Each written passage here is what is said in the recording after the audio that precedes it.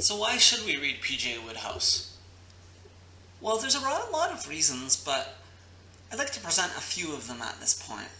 Number one, I think there's a way in which P.J. Wodehouse is a genius at creating characters and incarnating them.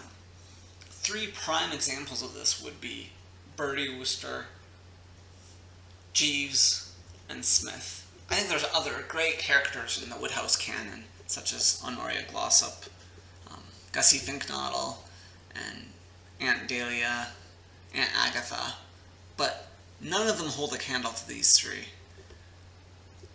I think there's a lot you can learn and a lot of enjoyment to be found just in paying close attention to those characters.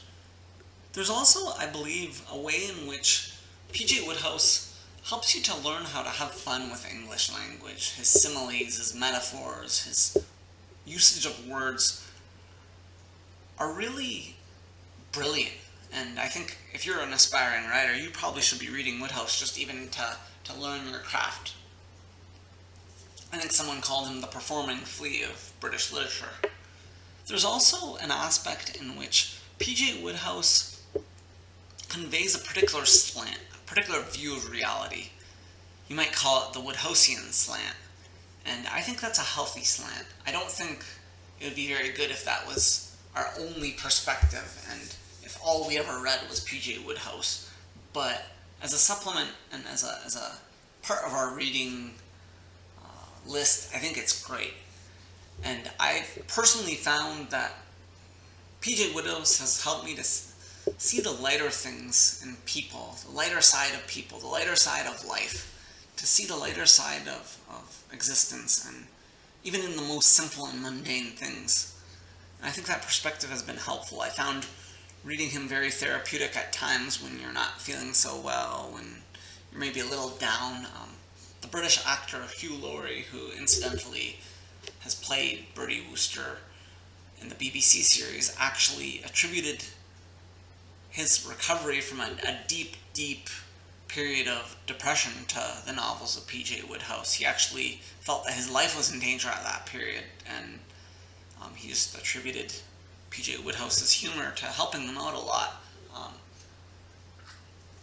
There's also an aspect in which P.J. Wodehouse is a very significant character in the British literature scene, in the canon of British literature.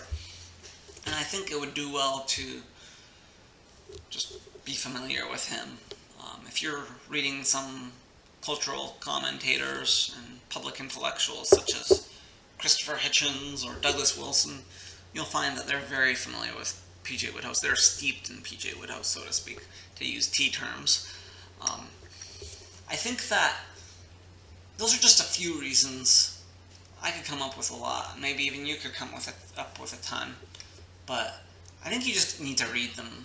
The fact that a person needs an explanation of why they should read P.J. Wodehouse probably indicates to me they don't really understand what P.J. Wodehouse is about or haven't read his books. But if you haven't, I really encourage you. It's quite an amazing thing just to dive into the canon. I recommend you start with the Jeeves stories or the Smith stories. There's others.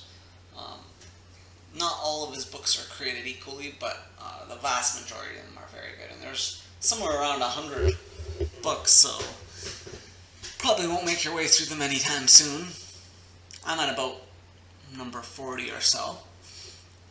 Well, I'd like to conclude this little talk by quoting from a journal, the Harvard Ichthus, a journal of Christian thought. There was a writer in there called Anne L. Goetz, and she lists some lessons learned from P.J. Wodehouse, and I think her lessons are great, so I'm just going to read them to you.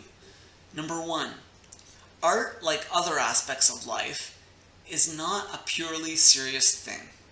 2, even if the people around us are scheming, harsh, or just plain foolish, we can't get rid of them. After all, they're probably family. 3, completely confused about what's going on. Being completely confused about what's going on most of the time does not preclude living happily ever after. 4, even the most perfectly laid plans fail. 5. Cheerfulness, or perhaps I should say charity, really is one of the great virtues. So, my take is, turn this video off, get off YouTube, and read some P.J. Wodehouse. Cheers.